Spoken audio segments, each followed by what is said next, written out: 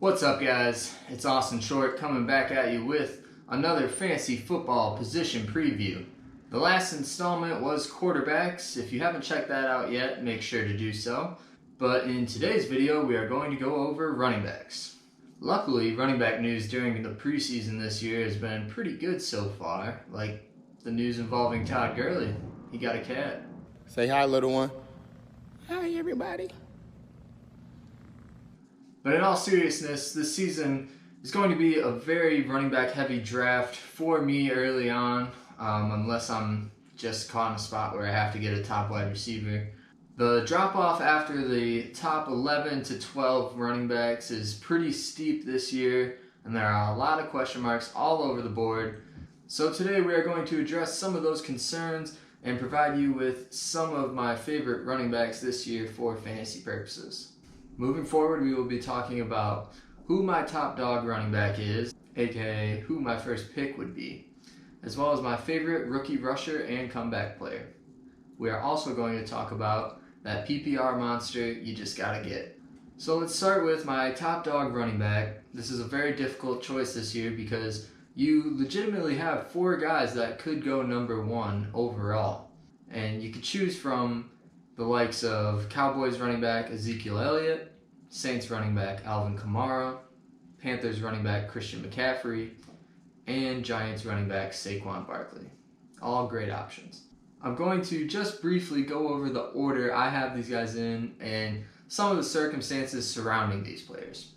As it stands right now, I have Zeke Elliott as my 4th guy out of these 4, simply because of his holdout situation.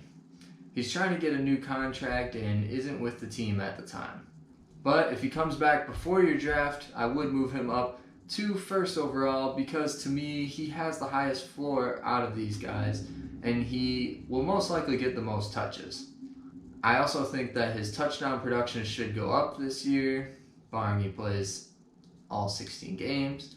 He has one of the best offensive lines to run behind, a system tailored to his skill set, and he was able to start catching more balls last season, which gives him a nice little bump in PPR leagues. Alvin Kamara is my 3rd choice out of the group. While he has put up great numbers over his 2-year career, he is still considered the type of guy to split carries in a lightning and thunder type role.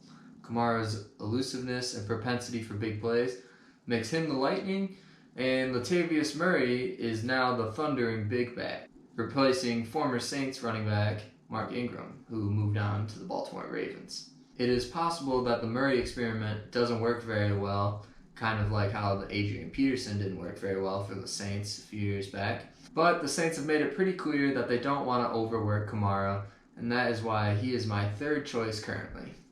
My 2nd choice this year would be Christian McCaffrey. He's a guy that is for sure going to be the man in the backfield of this Panthers offense. The number of touches he got last year was ridiculous, and he's equally good receiving the ball as he is running the ball. While the Panthers have talked about dialing back his workload, I'm just not sure who they can turn to that would be a viable option. Expect huge numbers from McCaffrey this season once again. That means that my number 1 pick is Saquon Barkley. As the only guy capable of carrying the load, the workload is certainly going to be there for Barkley this season, just like it was last year. The Giants have nobody else to rely on, and that makes his floor very high. I do wonder if his ceiling this year will be about his production from last season, given the state of the offense. Without competent weapons around him, he will be the focal point of defensive game plans every week. But that was basically the case last year, and it didn't seem to bother him at all. While I have concerns with the Giants' ability to give Barkley as many scoring opportunities as last year, chances are he will make do with what he gets, and you will love the results. He is one of the best natural running back talents in recent memory. In the end, these are all valid options for the 1st pick, and it makes having a top 3 pick very valuable this year. Or 4 if Zeke would just get his butt back in camp. If Zeke rejoins the team before week 1, he is my favorite. But based on the current situation, if I were to draft today, I would pick Saquon as my top dog. Now let's talk about rookie running backs. We have a few viable options to draft this season. Rams running back Darrell Henderson figures to be one of the top handcuff options for those who draft Todd Gurley. Eagles rookie rusher Miles Sanders should get opportunities, but will most likely split time with the other rushers in Doug Peterson's stable of backs. The two guys that I mainly considered as the top rookie option were Raiders first-round selection Josh Jacobs and Bears third-round pick David Montgomery. Both figured to get a lot of work this year, but Jacobs is the 17th running back off the board at pick 44 on average in ESPN leagues. Meanwhile, Montgomery's ADP is 75th overall, as the 27th overall running back off the board.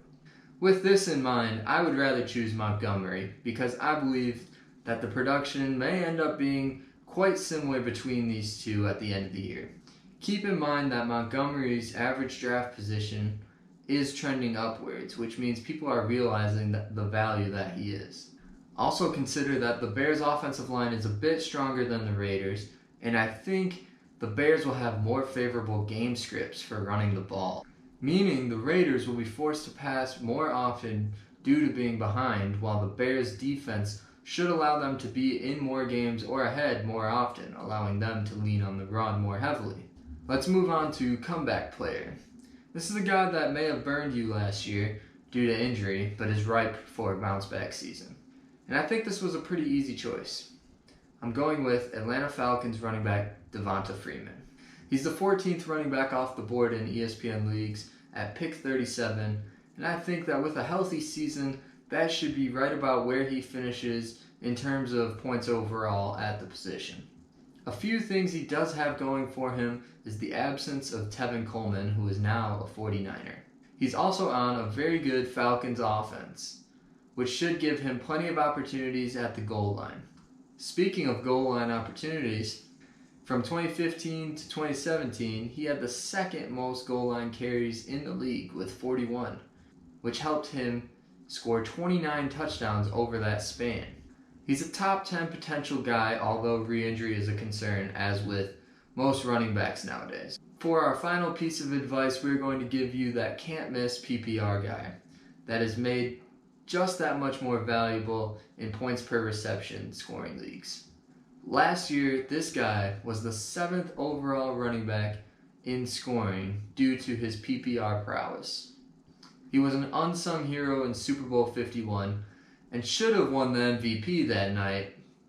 That's a different story for a different time. I'm talking, of course, about Patriots running back James White. He's earned the trust of Tom Brady and will be one of his favorite targets through the air this year once again. While his ceiling is certainly capped by not being an early down rusher, his receptions alone will make him a very valuable flex asset at the least. Well, that wraps up the Not Your Father's Sports Show Fantasy Football Running Back Preview. If you made it this far, I appreciate you taking the time to watch this video, and I do plan on doing a wide receiver and tight end video here shortly. Until then, take it easy, friends. It's not your fault.